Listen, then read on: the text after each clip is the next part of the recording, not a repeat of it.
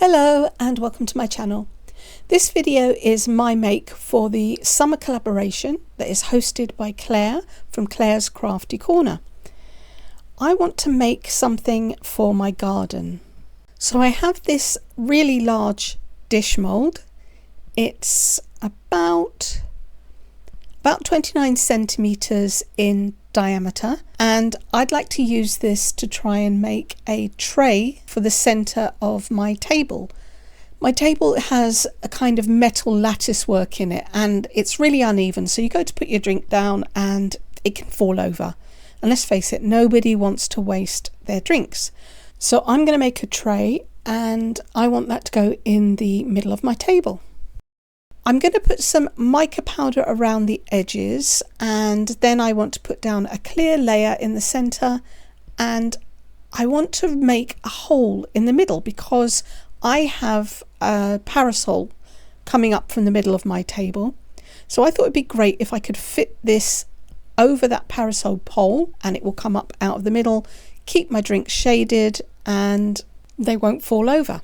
So I've got a plan for that in a minute, but before I get to that, what I want to do is put down my mica powder around the edges on the inside and the outside of the tray.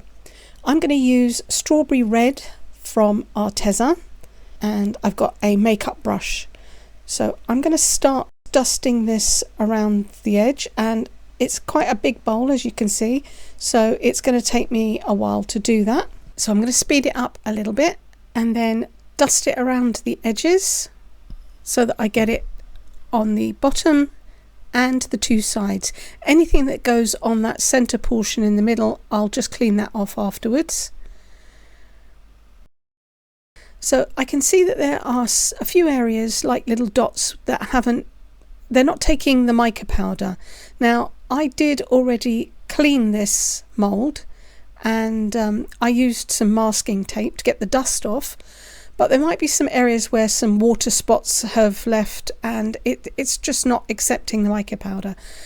What I can do is I will take a cotton bud and a little bit of isopropyl alcohol, clean that off, and then see if I can just repaint those areas. So I'm going to carry on doing the rest of this and then I'll be back. As you can see, it's all done, and there are quite a few areas where I can see that the mica hasn't stuck, so I've just sprayed a little bit of alcohol on my mat and picked it up with my cotton bud, and now I can wipe those areas away, and hopefully if it's just sort of the lime scale from water where the water droplets dried out in the past, I can remove that and then I'll just paint over this area. And you can see that the mica has now stuck and filled in, so I don't have a gap.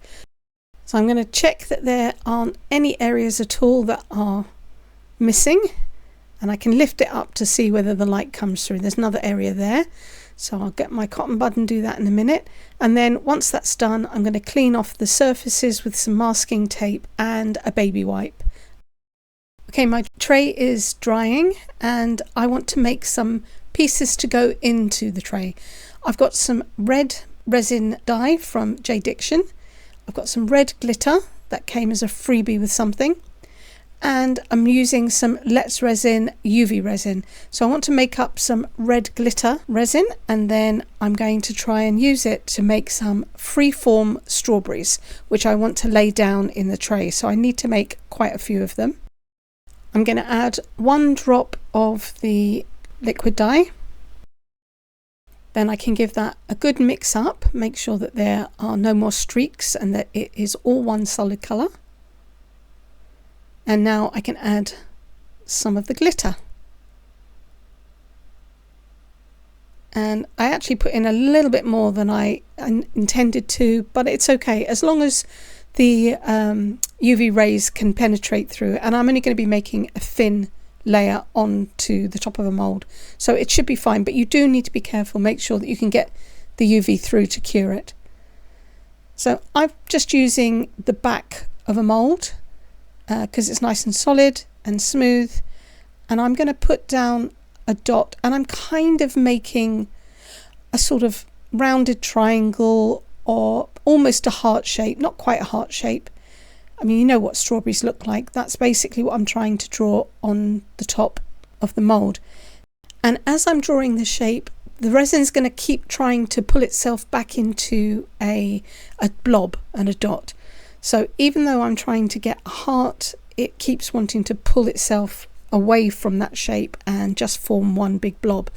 And I really should have set this, but I decided to do 3 or 4 in one go.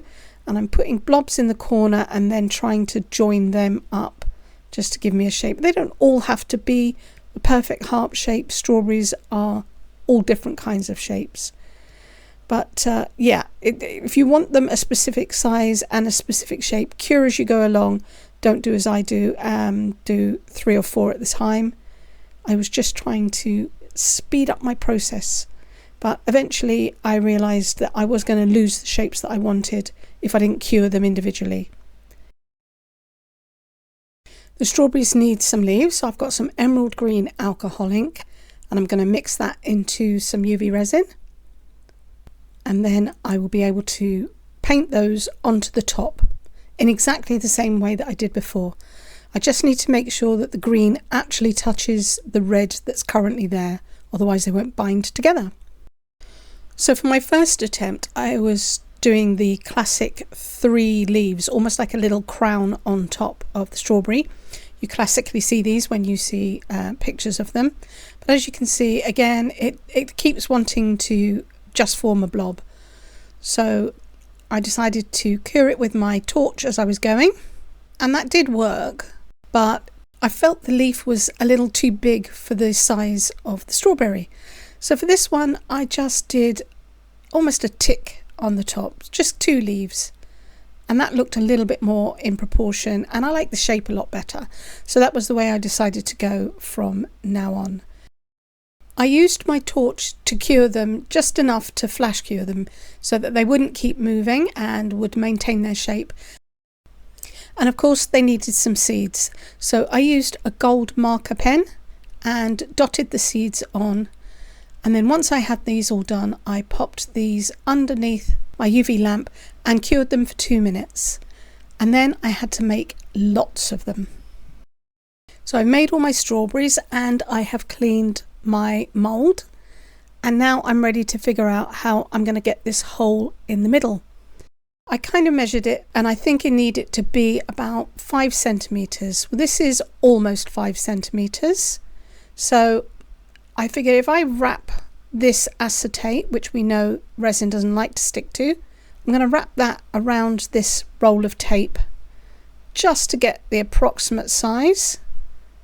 And then I can remove that, and now I need to make sure that I get this stuck together and make sure it stays in this kind of circle shape. So I'm going to use some sellotape to stick it together on the outside and on the inside. And I'm going to add some tape on the edges because I don't want any kind of a split or an overlap. So now I have my tube, but it's a little bit flimsy and it doesn't really want to stay in that circle. So I'm going to pop that bezel tape tube back inside of it. That's a little bit stronger and it will help to maintain the shape that I want. Just give it a little bit more added strength. I'm not going to push it all the way to the bottom actually. I'm going to push that back just in case I get any kind of a leak. That's a much better shape. Okay, so I'm going to pop my glove back on and I've grabbed my UV torch and my resin and I'm going to resin this around the bottom. Hopefully that will stick it. Whoops, I did not mean to tip that. I'm going to do it a little bit at a time and cure it with my torch. And once I've gone all the way around and made sure that it's sealed and is just set enough, I'll pop it underneath my UV lamp and try and cure it properly. That's fixed in place now, and I've mixed up some craft resin. It's a 1:1 by volume and I'm hoping that I've got enough. It's really difficult to know how much this mould tapes. These sides are really deep. I just need enough to fill the sides and have a nice even coat over the surface so that I can place those strawberries down into it. And I'm pretty sure that I do not have enough, so I will probably have to quickly mix up a little bit more. I mixed up enough to give me a nice layer over the surface, and I've got my pot full of all the little strawberries that I've made, and now I'm just going to try and place them randomly, but you know what it's like when you try and place something randomly. I do want to make sure that they are face down with all the gold seeds. They need to be face into the bottom of the mould because that's going to be the top of my dish, and I'm just going to lay them down and hope that they don't get any bubbles underneath them. I shouldn't do. I'm trying to move them around in the resin. And once I've got these all placed in here, I'm just going to need to leave this to set and hope that they don't keep moving around. I'll babysit it. They shouldn't move around. There is very little resin in here. And hope that we don't get a leak in that tube in the middle. So, all fingers crossed. Alright, this is nice and set, and it does not look like I've had any leaks. I've got some more resin mixed up, and I'm going to add some white pigment to it. I'm using Supreme White from, it says Just For You online, but they are now Apex resin. I've given it a stir, and I'm going to add some of that to my resin and make sure that that's mixed in thoroughly. And here it is. It was off camera a little bit so you couldn't see it. I'm now going to add in some Dazzling Diamonds, which is a holographic glitter, and that's just going to give me a little bit of sparkle. So my white is not so opaque that you can't see through it, but the glitter should drop down to the bottom a little bit anyway. I'm giving this a nice mix again, and then I'm going to be ready to pour this, and hopefully I have enough to make a layer. It won't be enough to fill up the mold. I'm going to add a slightly thicker white on the back, but this is my cream of my strawberries and cream tray. So I'd left that sitting for about half an hour, and I mixed up a little bit more of the white, only this time thicker, and I didn't put any glitter in this. So I swirled that around. I was hoping that because the previous layer had been sitting there for a while, that this wouldn't blend in quite so much, and I would keep that swirl pattern. So you'll have to wait to see whether that happened at the end or not. I wanted it to reflect the cream kind of nature, and this also meant that it was a little less transparent and a little more opaque. Demold time. It's all nicely cured, and now I need to see if I can remove the center. I'm going to take the tape off and try and get the bezel tape reel out from the middle. That's great. And now I can push the tubing, the acetate tubing, and just remove that from the sides, and that pops out nicely. And that's, I will have to deburr this later. I've got a small sort of indent or just a dip where the acetate overlay, so it's not completely a circle, but that's fine. It should be enough to go over the pole of the parasol. But I can demold this now.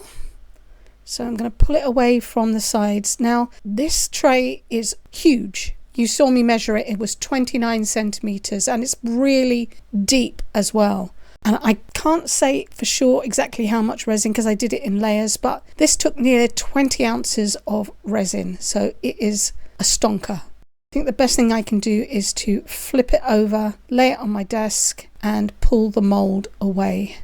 And then we should be able to see what those little strawberries look like. I can see, you probably can't see it on camera, but I can see a little mark there where the UV resin is. I want to top coat this anyway because my mold has a few marks.